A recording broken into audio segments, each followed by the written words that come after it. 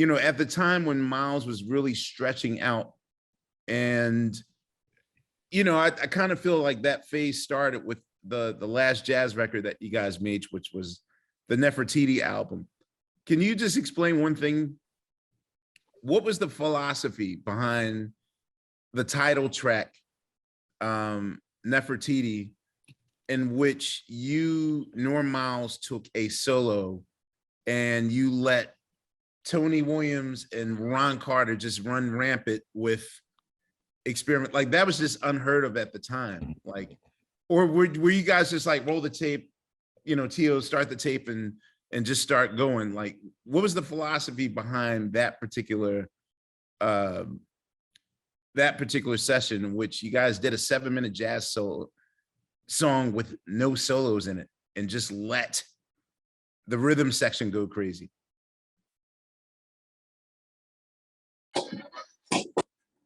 Feel like he hitting the prop. I had to get something. I knew you was getting a prop. I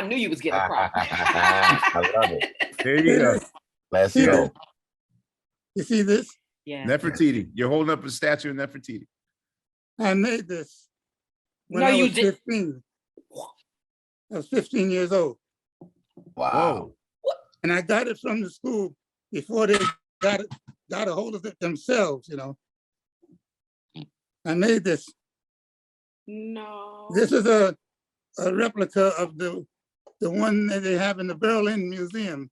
Yeah. And I got it from the newspaper, and I copied it in clay and plaster, and this is it from 1950. From 1950 to now. There it is. Hidden talents. That's beautiful. Our listeners out there, Mr. Short we're on Zoom, of course. He's holding up a white sculpture of Nefertiti, and you did this at 15? Oh, yeah. I also say this because this is on YouTube and people are going to see that sculpture, so that's good. Yeah. I didn't know how heavy the thing is. Heavy. That is beautiful. Yeah, but with Nefertiti, what caused you guys to do the repetition thing with no solos? Oh yeah, well, Miles, when we started playing it, Miles was indicating with his body movement. He kept doing like again. So we go do the melody again. He kept going, and then Tony Williams started doing like a drum thing behind it. Mm-hmm. And it don't need any solos. It don't need the solo. Because when we played it in person, later when Chick Corea was a pianist, right, Chick would play a solo here and there on it. But it was, he said that there's nothing can match the melody.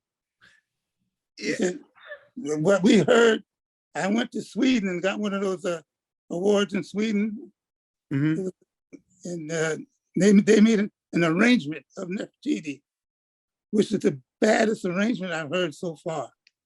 With the orchestra there, they tore it up, and they didn't solo, or they just did the melody and put clothes on it, put a costume on it that was like only the Swedish and the Europeans, and they're artistic. They were saying, we understand. Always. They were saying, we understand where you want to go, mm-hmm. and where you could go.